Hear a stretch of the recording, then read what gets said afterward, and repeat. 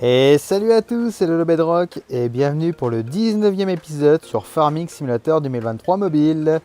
Bon, je sais pas ce qu'il est en train de faire le Fenwick là, mais il y a eu vraiment pas mal de commentaires et ça fait vraiment plaisir. Vraiment, ça donne encore un boost pour continuer. Et puis oui, bien entendu, la carrière Farming 23 sur mobile va continuer jusqu'au bout. Et donc du coup, ce jeu-là, je compte bien le poncer jusqu'au bout. C'est-à-dire que je considérais que la carrière sera finie une fois que j'aurai acheté tous les champs, tous les bâtiments, donc tous les animaux, tout ça machin, tous les véhicules, hormis certains qui sont payants, on va dire. J'en débloquerai certains, mais pas tous. Voilà. Et quand j'aurai essayé de trouver un peu tous les bugs du jeu. Parce que ça, ça j'aime bien regarder un peu les bugs. Donc voilà. Donc j'aimerais remercier Tony et Itachi Gamer. Vous avez été très actifs. Donc ça fait vraiment plaisir. Et donc du coup je vais essayer de répondre un peu à vos questions. Donc déjà j'ai déjà répondu à une première question. Une deuxième question aussi, c'est est-ce que j'ai Discord? Donc oui, j'ai Discord. Mais je l'utilise rarement, ouais, quasiment pas. Est-ce que je joue à Farming sur PC ou console ou autre? Non, malheureusement, je suis pas équipé. Eh ben, non seulement je suis plus équipé, et il faut tout un matériel pour pouvoir enregistrer, et puis c'est très compliqué. Donc j'ai plus du tout ça depuis très longtemps maintenant. Et si je me remets là-dessus, ça serait pas un problème de racheter un PC qui tourne bien justement pour le FS25 qui est sorti très récemment là, qui apparemment envoie du feu de Dieu. D'ailleurs c'est le comble, pendant que FS25 sort, je continue à faire des trucs sur FS23. Mais bon, hein, moi j'aime bien ce petit genre de jeu, voilà, il est pas trop mal.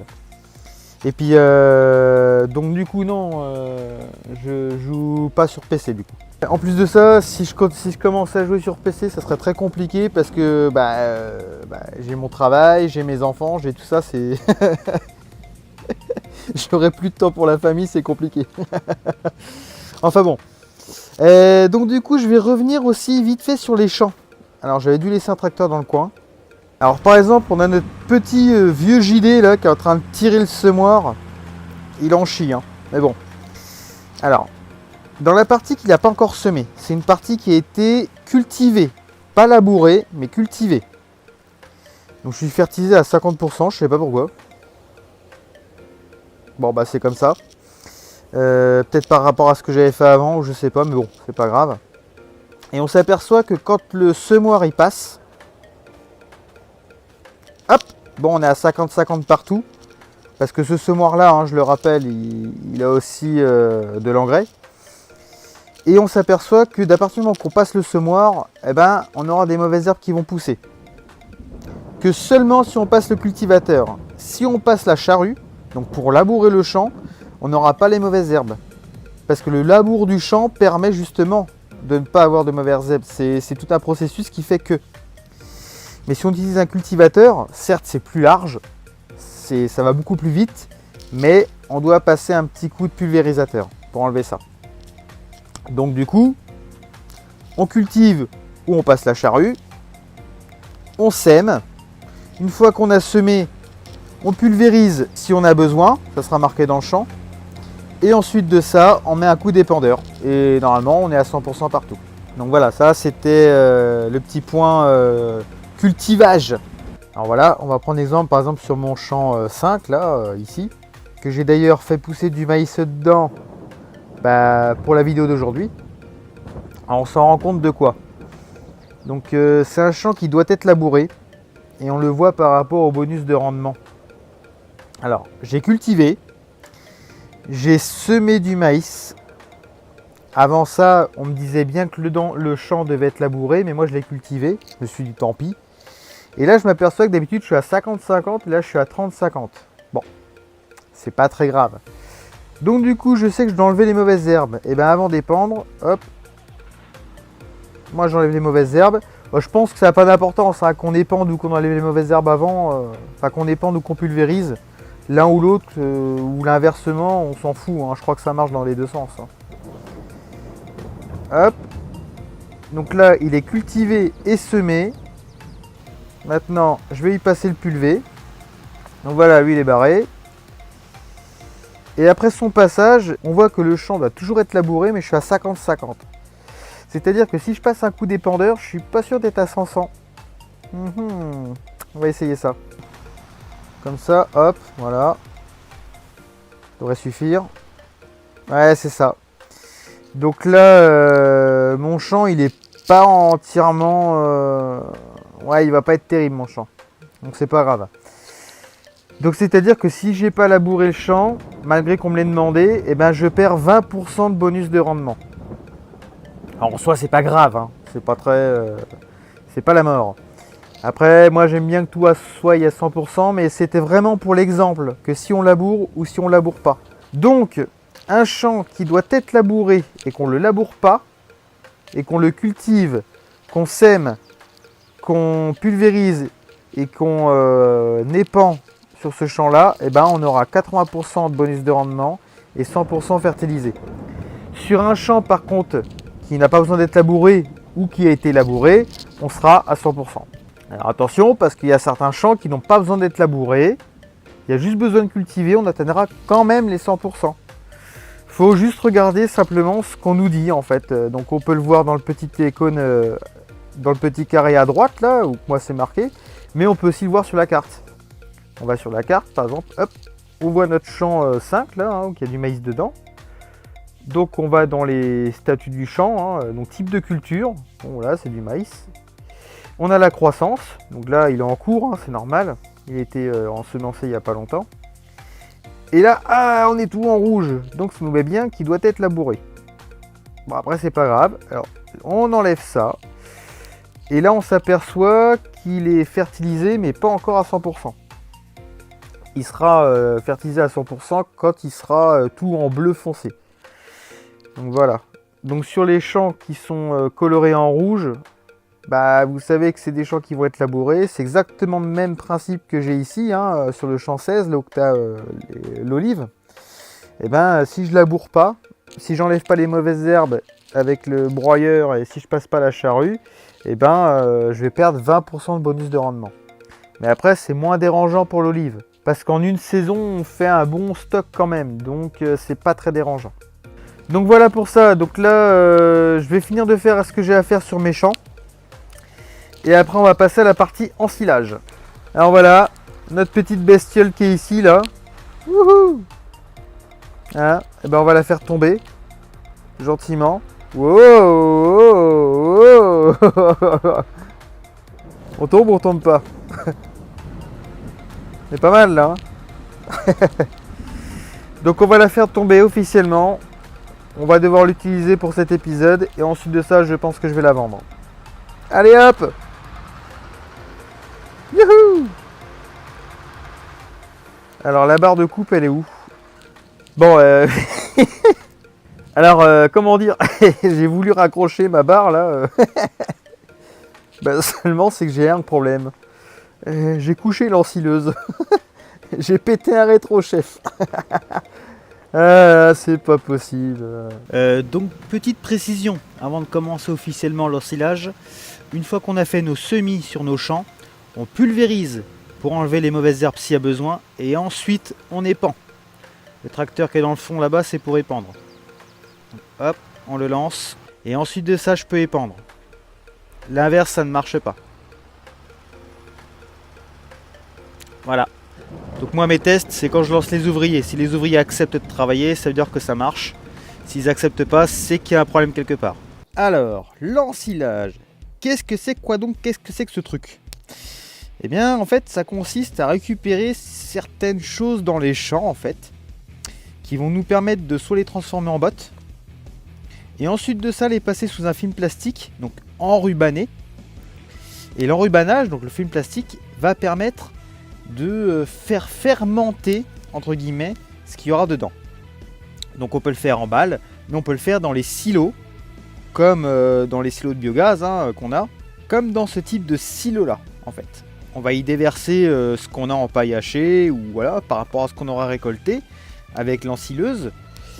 Et on va déverser ça là-dedans. on va y mettre une bâche, donc la bâche blanche là qui est au-dessus comme on voit. Et en fait ça va faire fermenter ce qu'il y a là-dedans. Et à un certain moment, on va pouvoir l'utiliser pour faire du biogaz, tout ce qui s'ensuit. Donc plein de trucs, voilà. Donc ça se revend, ça s'utilise, voilà. Il y a plein de choses à faire dessus. Malheureusement, ce qui est compliqué sur ce jeu-là, donc FS23 mobile, c'est très compliqué parce qu'en fait on ne voit pas comment que ça fermente. On ne voit pas les processus. C'est-à-dire que là, logiquement, quand on remplit une rangée, on doit la tasser, donc on repasse un tracteur supplémentaire par-dessus pour tasser, et on remplit, et jusqu'à temps qu'on remplit, on va mettre une bâche par-dessus, et on va devoir attendre un certain temps pour que ça fermente. Une fois que ça sera fermenté, on va pouvoir récupérer, et soit revendre ça, ou soit décharger ça là qu'on aura besoin. Voilà, c'est tout un certain processus qui est fait sur ça, malheureusement, qui est très très mal expliqué sur le FS23. Qui est très très mal fait. Ça, je suis un petit peu déçu de ce côté-là. Hein. C'est pour ça que l'ensilage, je veux pas en faire plus que ça parce que on voit rien. Voilà, mis à part ce silo là qu'on voit que là, il est prêt à récolter. Hein. Voilà. Mais on peut rien faire. Qu'on décharge, qu'on charge ou quoi qu'est-ce, il va rien se passer. Donc là, comme on voit, hein, là je suis sur ici, donc c'est marqué point de vente d'herbe et de paille hachée pour l'usine de biogaz. Donc c'est-à-dire que tout ce qu'on va récupérer dans les champs, principalement avec l'ensileuse, voilà, on va le décharger ici. Et puis c'est tout. En fait, dans ce jeu-là, il n'y a rien de plus. Ensuite de ça, on va quand même aller faire un petit tour dans les autres points. Hein. On a ce point-là ici. Donc c'est la station de chargement de Digesta. Donc ici, on peut charger de la merde, entre guillemets, sûrement pour les champs, vous voyez. Et on a ici ce point-là, c'est pour vendre... comme on dit, votre production, donc c'est les balles, c'est ici qu'on vend les balles d'ensilage. Mais on peut aussi se débrouiller à vendre nos balles, hein, tout type de balles. On va regarder à la carte, hop, tout en haut à droite, dans la vente de balles, voilà, c'est marqué. Donc ils prennent l'ensilage, la paille, l'herbe, le foin, voilà. Donc nous, ce qui nous intéresse, c'est l'ensilage. Donc finalement, dans cette usine-là, il n'y a pas grand-chose à voir, malheureusement. Dans les autres jeux, c'est quand même un peu plus détaillé. Même dans les jeux qui sont antérieurs à FS23. Hein. On a juste aussi ce petit point là. Un petit point électrique en fait. Tu as le petit point là, hop. Tu peux venir recharger ton Fenwick électrique ici. Parce que je crois bien que dans le jeu, c'est le seul truc électrique qu'il y a. Hein. Mais bon. Voilà, c'est pas folichon. Moi, je suis vraiment pas... Comme là ici, ils ont fait un choix de trucs. Ils ont fait une bascule. Voilà, alors tu mets ton véhicule là-dessus, soit tu décroches, voilà, en fonction d'eux, par rapport au poids que tu as besoin, tout ça, enfin au poids de revente, et normalement ça va être indiqué quelque part par là, tu vois ici, hop, et là c'est même pas indiqué, t'as rien, t'as que dalle, t'as vraiment l'emplacement qui est prévu, mais tu peux rien faire avec, donc c'est dommage, c'est vraiment dommage. Hein, ils auraient peut-être pu pousser un petit peu plus de ce côté-là, mais bon. Donc on va revenir sur l'ensilage. Donc principalement dans ce jeu, on va utiliser l'ensilage, notamment les balles d'ensilage, hein, donc mettre un petit coup d'enrubanage dessus, hein, avec cet outil là. Il suffit de passer sur la balle et puis elle va s'enrubaner. Ça va permettre notamment de nourrir les bestiaux, surtout les vaches. Voilà. Donc après, les balles, on va les mettre dans une mélangeuse, on va leur donner à bouffer dans l'étable et ils seront contents. Donc moi j'en stocke un peu partout. Parce que mine de rien ça part quand même assez rapidement. Hein. Donc une mélangeuse comme celle-là demande 4 balles d'ensilage. Ou 4 balles d'autre chose. Mais par contre l'ensilage c'est ce qui est de plus rentable pour les vaches. J'ai déjà expliqué dans d'autres vidéos pourquoi j'utilise l'ensilage et pas d'autres balles pour les nourrir. Donc je vais pas revenir dessus. Donc voilà. Donc on va partir de balles d'herbe. Donc il suffit simplement d'avoir un champ d'herbe. On coupe l'herbe, on fait des andins, on récupère les andins avec une presse à balles, tout simplement. Les balles vont tomber par terre, on les enrubane avec cet outil-là, et ça nous donne des balles d'ensilage. Et on se rend compte que quand on est à côté, on a un petit truc là qui apparaît en bas. On appuie dessus, et hop, voilà, on a une belle balle d'ensilage qui est faite. Bon. Alors pour donner à bouffer aux bestiaux, on n'est pas obligé de l'enlever la bâche. Hein. Voilà. Mais c'est le principe. Donc ça c'est le premier principe d'ensilage, surtout pour nourrir les bestiaux. Maintenant, on va s'intéresser aux machines, notamment l'ensileuse et la moissonneuse avec la barre de coupe de maïs. Allez, c'est parti. Ok, nous voilà à notre champ de maïs. Ok, il est prêt à récolter. Donc qu'est-ce qu'on a? On a deux véhicules. On a l'ensileuse, d'accord, avec une barre de coupe qui est prévue pour. Et derrière, on peut y accrocher une remorque. Attention, on a deux solutions de ce côté-là. Soit on prend le véhicule et on coupe directement. Donc on va faire un test. On déplie la barre. Hein. Et là, à ce moment-là, on peut prendre directement ce qu'on coupe. Voilà. Ça va dans la remorque. Ah, ça fait un boucan du diable. Donc ça va dans la remorque. Ou alors, dans ce cas-là, on peut lancer l'ouvrier tout seul.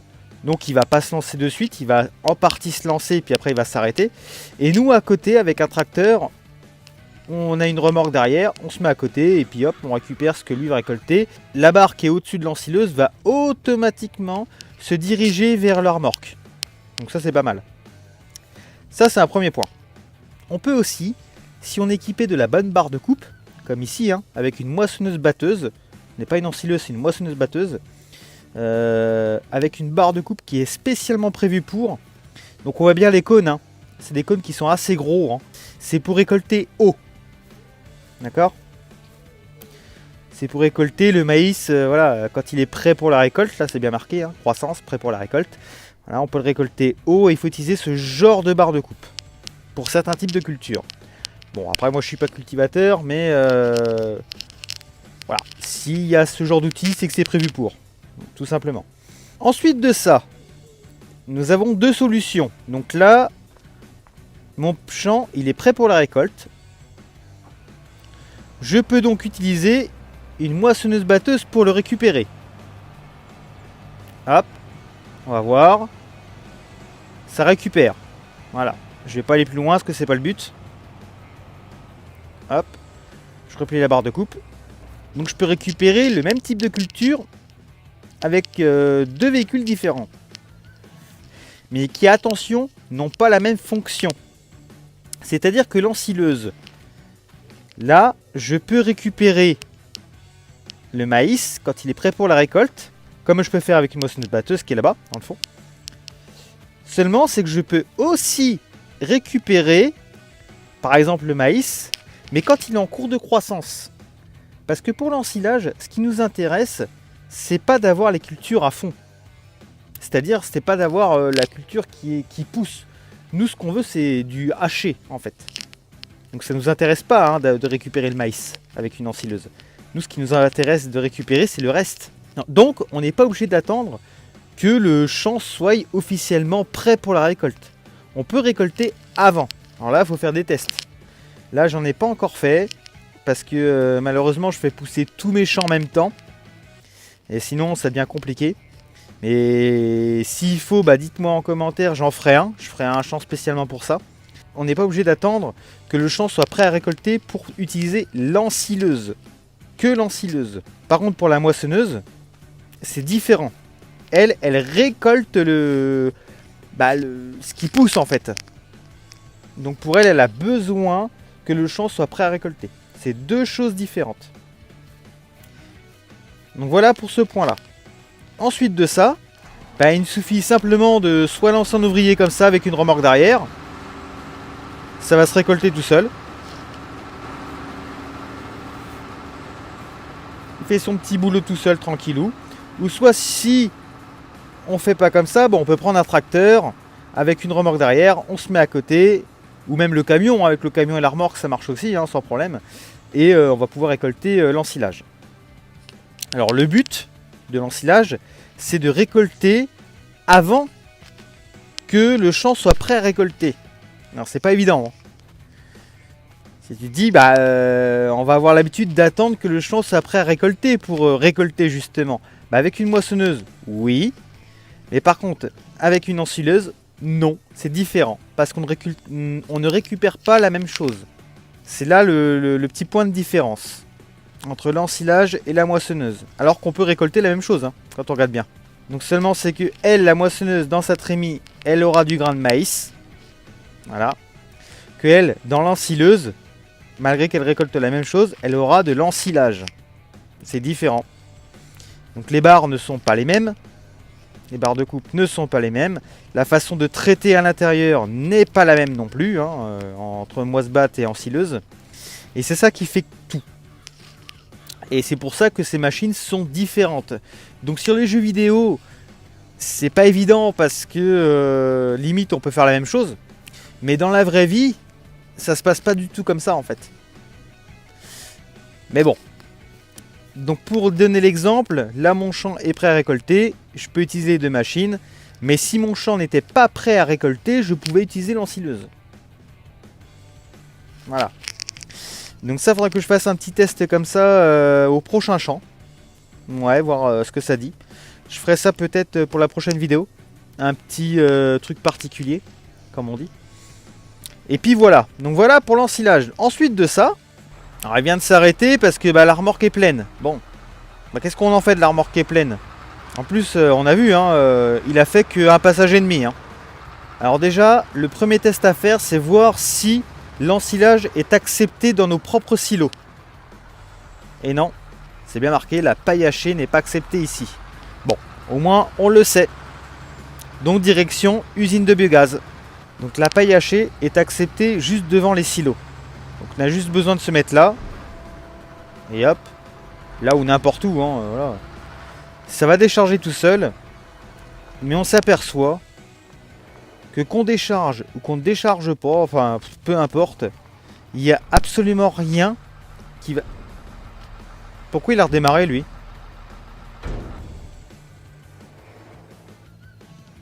Bizarre. C'est pas grave. Donc qu'on décharge voilà ou pas, ou qu'on décharge 15 000 remorques ou pas, il n'y a rien, absolument rien qui va changer dans les 3 silos. C'est ce que je reprochais tout à l'heure en fait. On ne peut pas voir de différence, on ne peut pas nous-mêmes aller tasser l'ensilage pour aller en remettre plus, pour après mettre nous-mêmes une bâche, tout ça, comme on pouvait faire dans certains farming avant. Et ça on ne peut pas le faire dans celui-là, ce qui est très très très dommage. Et en plus de ça, l'ensilage ne rapporte pas grand-chose. Là j'ai même pas fait attention, mais je sais même pas si ça m'a rapporté quelque chose. Je crois que non. Bon après je sais pas. C'est compliqué. Je sais qu'on peut récupérer quelque chose dans ces petits silos ici là, mais c'est pas, y a rien en fait. C'est pas, pour moi c'est pas abouti. Pour moi l'usine de biogaz dans le FS23 n'est pas abouti, n'est pas fini. Ils ont rien finalisé. C'est resté comme ça et il n'y a pas l'aboutissement final de la chose en fait. Et c'est ça qui est extrêmement frustrant pour les joueurs. Et c'est pour ça que là je rejoins Clément finalement. Cette machine qui coûte très cher dans le jeu sert strictement à rien. Elle sert à rien. Voilà, dans ce jeu là elle sert à rien. Alors peut-être que dans les autres jeux oui, mais dans ce jeu là, FS23 mobile, sur téléphone et peut-être sur Switch aussi, je sais pas. Mais je pense que c'est le même principe. Cela ne sert strictement à rien. C'est frustrant et c'est pour ça que je l'ai foutu sur le toit de la grange parce qu'elle sert à rien. Maintenant qu'elle est redescendue, on n'a plus qu'une seule chose à faire, c'est aller la revendre. On se retrouve petit point de chargement hein, dans l'usine de biogaz. Donc il faut venir ici avec ce genre de citerne hein, qui est prévu pour le fumier, enfin du moins pour le lisier. Et on peut faire la même chose en récupérant avec ce que nous-mêmes on aura vidé. Donc ça nous coûtera rien. Logiquement ça nous coûtera rien, on va voir, on va essayer. Mais on peut recharger ici du lisier. Donc normalement on fait ça. Digesta, sélectionnez le silo dont vous voulez verser le contenu. Hop, démarrer. Alors attends. Digesta, voyons avec le digesta, donc démarrer, hop. Et on charge. On charge le digesta. Et on se rend compte, en haut à droite, que ça nous coûte de l'argent. Donc je l'ai fait en 2 fois. Donc on est presque à 600 € de coût en fait pour acheter ce que nous-mêmes on revend en fait. Donc c'est ça qui est problématique dans ce jeu là, c'est que normalement ça devrait être gratuit. Donc là j'ai pas encore essayé de recharger le Fennec électrique, mais logiquement ça devrait être gratuit. Et bien à mon avis ça va être payant. Enfin payant, c'est pas grand chose, hein, c'est vraiment pas la mort.